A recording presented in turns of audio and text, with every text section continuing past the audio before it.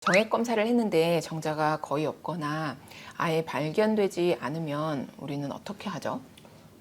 그 경우를 우리가 희소정자증 또는 무정자증이라고 하는데요. 전체 남성의 1% 미만으로 알려져 있어요. 이것도 원인에 따라 크게 세 가지 타입으로 분류되는데요. 안녕하세요. 심장 경력의 난임 전문의 정재현. 이응석. 안지연입니다.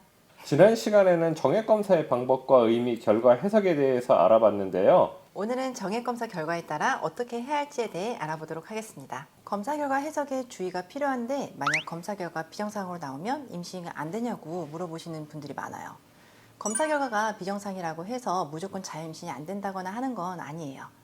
예를 들어 위에 표에서 총 정자수에 운동성을 곱하면 운동성 있는 정자수가 나오는데 이 운동성 있는 정자수가 1000만 마리를 넘으면 다른 원인이 없다면 자유임신을 시도해 볼 수 있어요.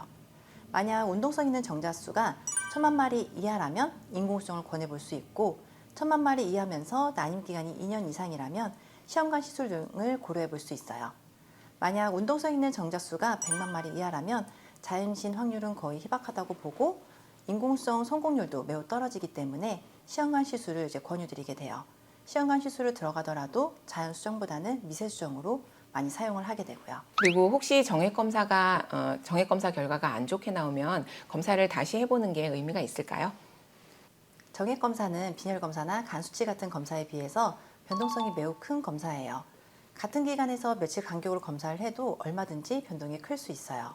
예를 들어 빈혈 검사 같은 경우에는 처음에 혈세소 수치가 10이 나온 사람이 며칠 후에 출혈도 없이 9가 나왔다면 둘 중 하나는 잘못된 검사라고 생각할 수 있지만 정액 검사는 오늘 운동성이 50%가 나온 사람이 내일 운동성 60%가 나온다고 하더라도 이상하다고 이야기하지 않아요. 그래서 원칙적으로는 이상이 나왔을 경우 한 번 더 검사를 해봐서 정상으로 나오면 정상으로 볼 수 있어요.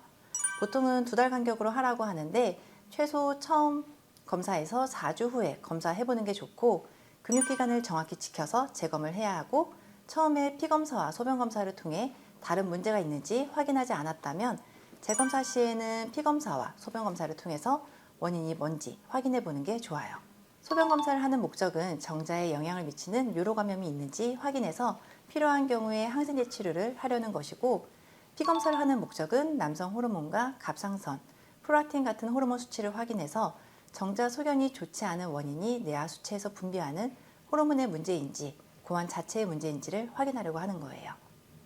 정액 검사를 했는데 정자가 거의 없거나 아예 발견되지 않으면 우리는 어떻게 하죠? 그 경우를 우리가 희소정자증 또는 무정자증이라고 하는데요. 전체 남성의 1% 미만으로 알려져 있어요. 이것도 원인에 따라 크게 세 가지 타입으로 분류되는데요. 첫 번째 경우는 이제 뇌하 수체에서 호르몬 분비가 없는 경우고요.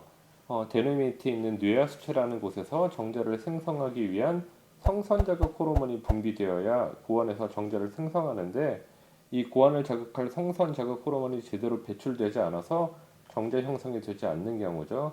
전체 무정자증의 10에서 15% 정도에 해당하고 이 경우에는 난임 여성에서 쓰는 배란 유도제 또는 배란 유도 주사를 써서 성선 자극 호르몬을 배출시켜서 정자 형성이 될 수 있게 해야 하는데 여성의 경우에는 며칠만 쓰면 배란이 되지만 남성의 정자는 단기간에 형성되지 않고 주 2, 3회로 몇 달에 걸쳐 장기간 사용해야 정자가 만들어질 수 있어요. 두 번째 경우는 아예 고환 자체에서 정자 형성이 안 되는 경우인데요. 이거를 우리가 비폐쇄성 무정자증이라고 하는데 예를 들어 항암 치료나 방사선 치료 후에 고환의 조직이 파괴돼서 정자 형성이 안 되거나 고환에 심한 염증이 있거나 클라인펠터 증후군 등 염색체 이상이 있는 경우 등 많은 원인이 있습니다. 이게 전체 무정자증의 50%에 해당하고 일부에서는 고환에서 수술적으로 정자가 채취되는 경우도 있지만 아예 정자가 형성이 되지 않는 경우에는 정자 공여를 받는 방법 외에는 별다른 치료 방법이 없어요.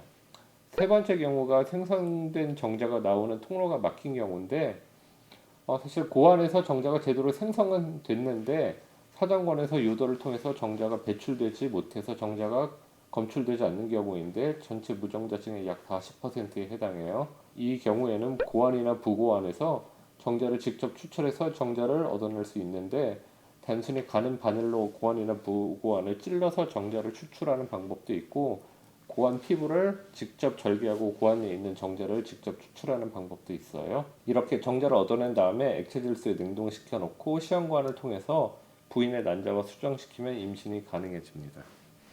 그러니까 아예 고환에서 정자가 만들어지지 않는 경우를 빼고는 무정자증이라고 해도 임신이 불가능하거나 한 건 아니겠네요. 그렇죠.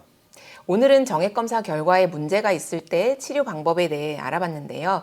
사실 인공수정도 있고 특히 1991년에 난자와 정자를 직접 수정시키는 세포질내 정자 주입술, 익시라고 하는 방법이 등장하면서 남성 원인의 난임은 많이 극복이 사실 되었어요.